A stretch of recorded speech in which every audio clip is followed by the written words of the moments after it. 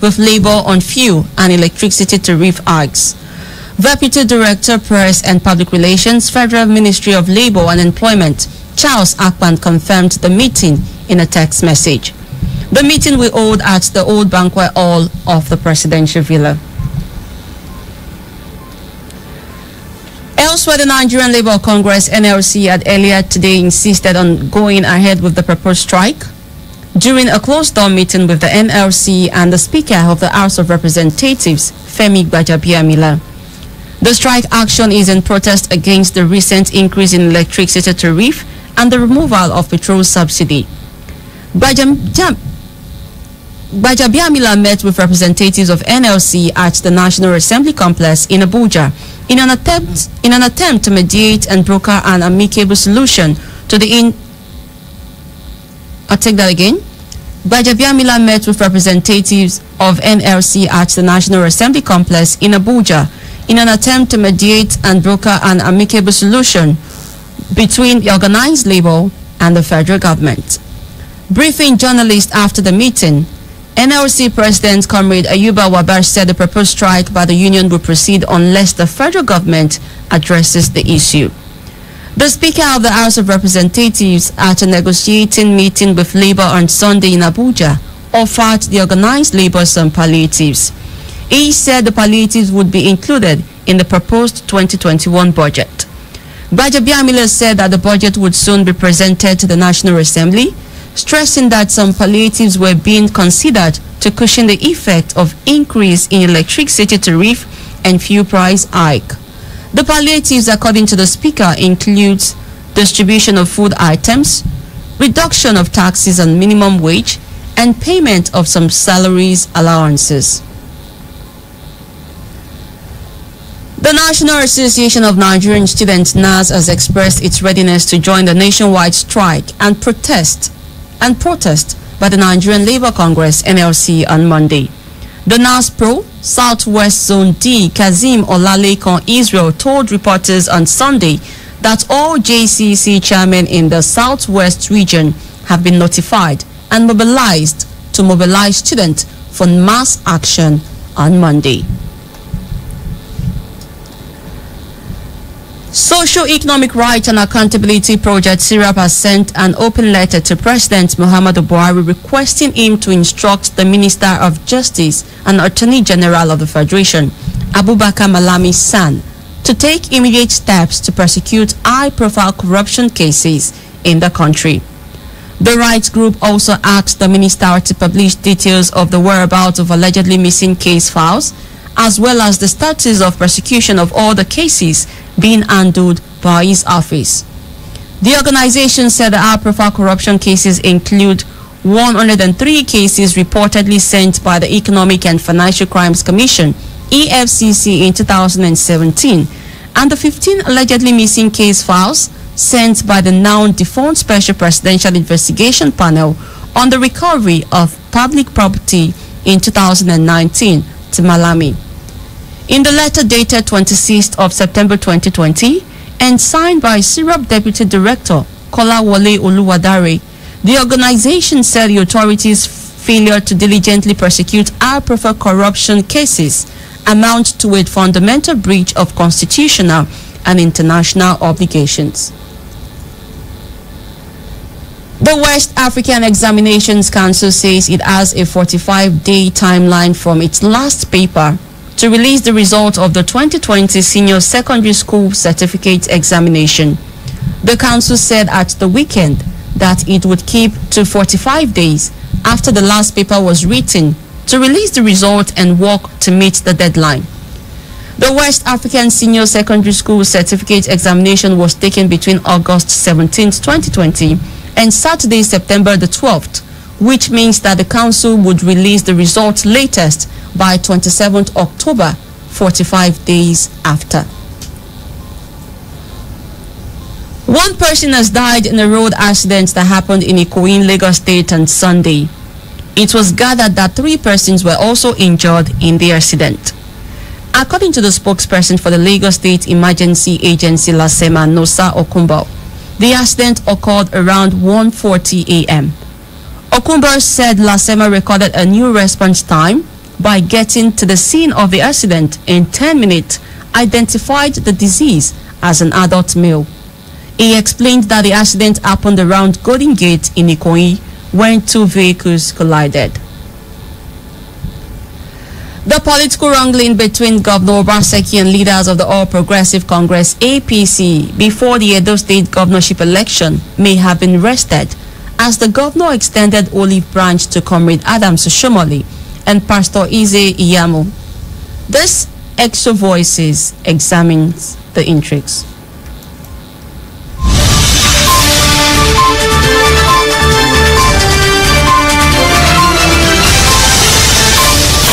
Ever-revolving world of news, one story becomes extinct the moment another major story breaks. Market women don't know whether they pay anything. But with KUFM's Extra Voices, the story never dies. It just takes on a new life. Market meho. There is no water in the house. The toilet is not good. We don't have any fashion in APC. We bring you new angles and fresh perspectives to every story, no matter how old or remote.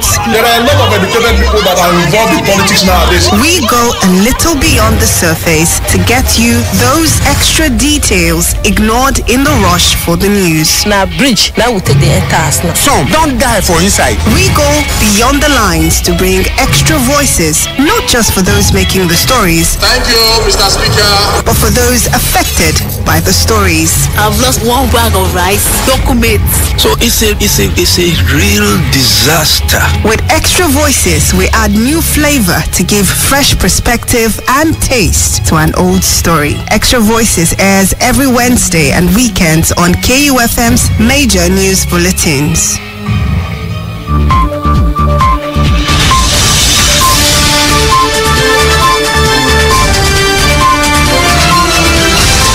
The other state's governorship election has been held, leaving little or no contention for the winner, Governor Godwin Obaseki, and his newfound political party, the People's Democratic Party.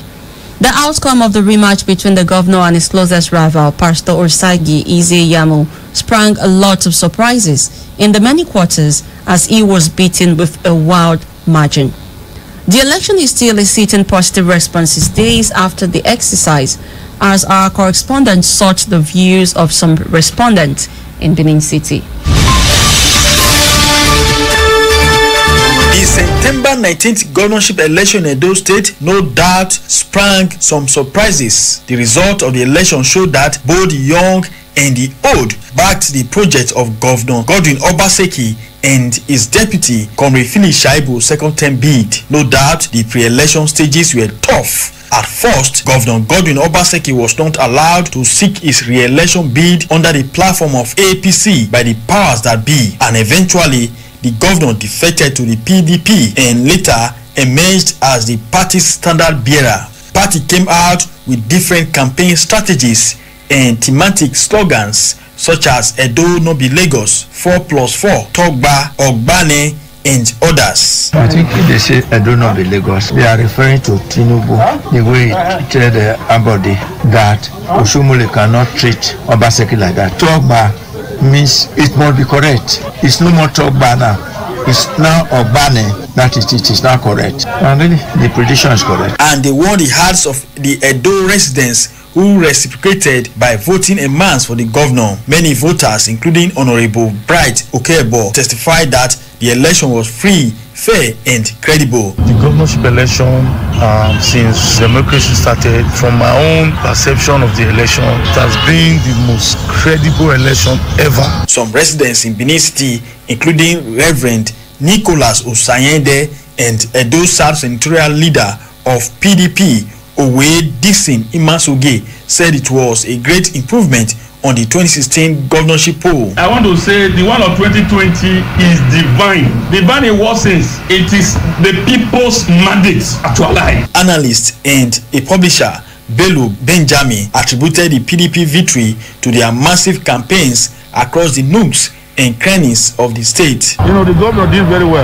You know, they were able to articulate their programs and their performance. They were able to sell it to the people. I'll give credit to the governor. Reverend Nicholas Osayende, Olaiwola Afolabi Esquire, and Edo South Senatorial leader of PDP, Owe Dixon Imasoge, said the re-election of Governor Obaseki has eluded godfathers in the state politics. I want Obaseki to declare September 19 as Democracy Day, because that's the day Godfather was removed in Edo State. In all this, Godfatherism has been wiped out in Edo State, and they have died a natural death. They will not resurrect.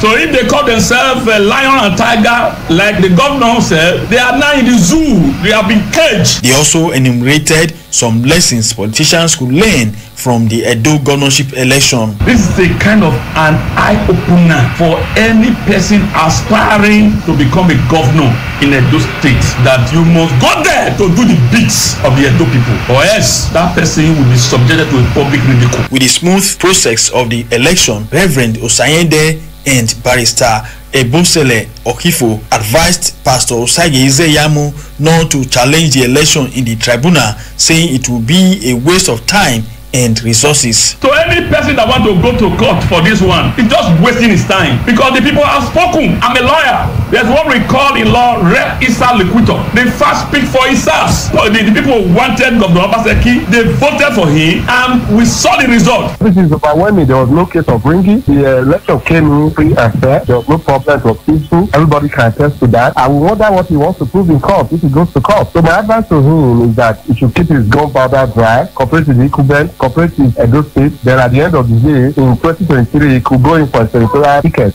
On the issue of certificate, Pa Imasuge said it was a non-issue. If university admits somebody to their school when it's not qualified, they should be able to answer that. As far as we are concerned, we have a letter from the university that he attended that place. We will call them to come and answer any query on his admission, not Obaseki. Others who said the second tenure of the governor has come to stay advised him to settle down and quickly start to fulfill his campaign promises. I congratulate Obaseki. Now, to whom much is given, much is expected. We have given you, we love you, all that you desire. This is the time we want this Oshomon power plant to be functioning before December. Every other goodies, we are proud of you. The modular refinery, you have proved yourself. People have seen everything is 95% completed. With more than 2 years of political battle, Edo people now settle and look forward to November the 12th, when the winner will officially be inaugurated.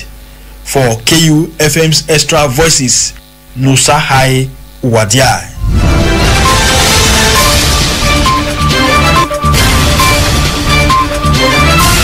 Coming up in a moment on our entertainment news, Rima and Fireboy to perform at BB Naija finale.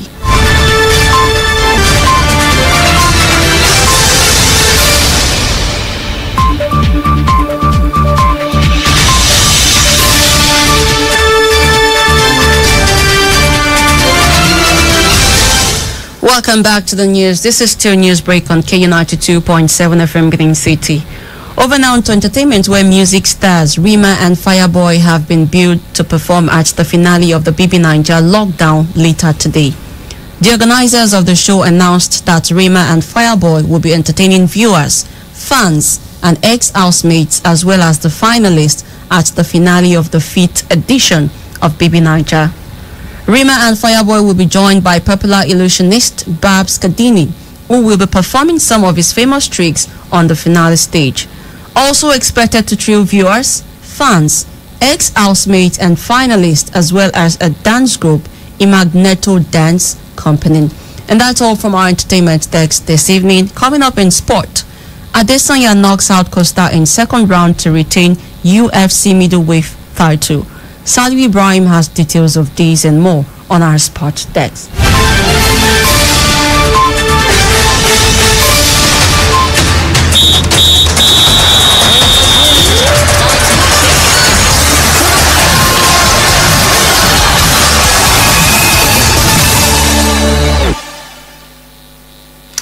Thank you very much, Esther. Good evening and welcome to Sports. Nigeria's Israel Adesanya put on a dominant display to retain his Ultimate Fighting Championship middleweight title with an impressive second-round knockout of previously unbeaten Brazilian Paulo Costa at the main event of UFC 253 in Yas Island, Abu Dhabi, Sunday morning. Adesanya, nicknamed the last style bender, expertly picked apart Costa in the first round by targeting his opponent's lead leg, connecting with 15 kicks inside the opening 5 minutes before knocking him out in round 2 with a combination of a vicious kick to the head and a barrage of punches which forced the referee to stop the fight. The victory extended Adesanya's perfect professional record to 20 wins, while Costa tasted defeat for the first time in 14 fights. The Nigerian, who is based in New Zealand, spoke in Yoruba and Pidgin English as he celebrated his second successive title defense.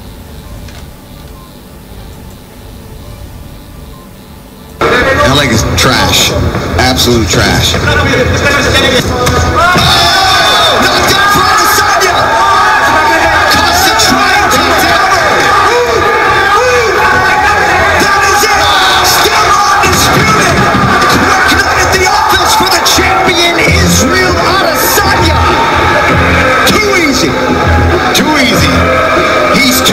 Wow. Cut to the camera. I know you're mad. But hey, Auckland, Wanganui, Road to Vegas, Lagos City, Mr. Aladidi, Eminele, and Wyoming, Kilo Chalet, nothing carry last. Ladies and gentlemen, referee Jason Herzog has called a stop to this contest at 3 minutes, 59 seconds of the second round. Declaring the winner by TKO and still the undisputed UFC middleweight champion of the world, Israel, the last style bender, Adesanya! Fastest man in the world, baby. You'll get more of that on Sports Fiesta tomorrow morning at 8 a.m. Meanwhile, another Nigerian, Hakeem Dawodu, also secured his 5th consecutive win in the UFC after overcoming Zubaira Tugukov in the featherweight category with a split decision in the kickoff fight for the pay-per-view main event card. Nigeria Sports Minister Sunday Dare has congratulated Adesanya and Dawodu for their victories. In the co-main event of UFC Fight Island, Poland's Jan Blachowicz won the vacant light heavyweight title with a perfect performance to finish Dominic Reyes in the second round. In Formula One, Lewis Hamilton's quest to equal the all-time record wins failed to materialize as he was hit with penalties at the Russian Grand Prix on Sunday. Hamilton's Mercedes teammate Valtteri Bottas dominated the race and won comfortably, with Max Verstappen of Red Bull finishing second and Hamilton third after the reigning world champion was given a 5-second penalty for doing 2 illegal practice starts. Bottas has now cut Hamilton's championship lead to 44 points. Hamilton and the Mercedes team made the victory easy for Bottas with their collective failure to know the rules on practice starts before the race. Hamilton asked his engineer, Peter Bonington, as he left the pits before the race, if he could practice his start from further down the pit lane than the designated area immediately at the exit. Bonington confirmed that he could, and Hamilton drove down to the end of the pit lane just before it rejoins the track. When told of the penalty, he asked where that was in the rules. Unfortunately for the Briton, his actions contravened the requirements to do practice starts in the designated place, not to stop in the fast lane of the pit lane, and not to use constant throttle and speed in the pit exit at this part of the pre-race procedure. It was the second time in 3 races that Mercedes have fallen foul of race instructions after Hamilton pitted when the pit lane was closed at the Italian Grand Prix, costing him victory. He now has 10 penalty points. 12 in a calendar year means an automatic race ban. He will have to be very careful not to transgress again before the first of those points drop off his license in mid-November. And finally, to basketball, where the Los Angeles Lakers are through to the NBA Finals for the first time in 10 years after beating Denver Nuggets 117-107 points to win the Western Conference Final Series 4-1. LA Lakers superstar LeBron James, who reached his 10th NBA Finals, was the team's top performer and contributed a triple-double of 38 points, 16 rebounds, and 10 assists. Lakers are the third team James has helped to the NBA Finals following successes with the Cleveland Cavaliers, with whom he won the title once, and Miami Heat, where he won 2 championships. It is the 32nd time the Lakers have reached the championship series, and they will face the winners of the Eastern Conference Final between the Boston Celtics and Miami Heat. The Heat led the series 3-2 going into Game 6 on Monday morning. And that's sports on KUFM Newsbreak. I'm Saliu Ibrahim. Back to you, Esther. Thank you so much, Ibrahim. And that's the news. Before we go, a quick recap of the headlines.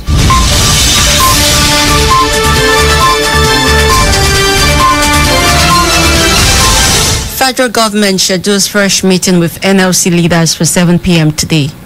Syrup demands trial of high-profile corruption cases. And finally, WAEC to release 2020 SSC results late October. Do remember that the continued unity of Nigeria is a collective responsibility. Be sure to play your part. Coronavirus is real. Wash your hands regularly with soap and running water. Use your face mask while in public. Stay safe. KUFM's news break was produced by Nusahara Wadiai. I am Exter Mohammed saying thanks for listening. Good evening.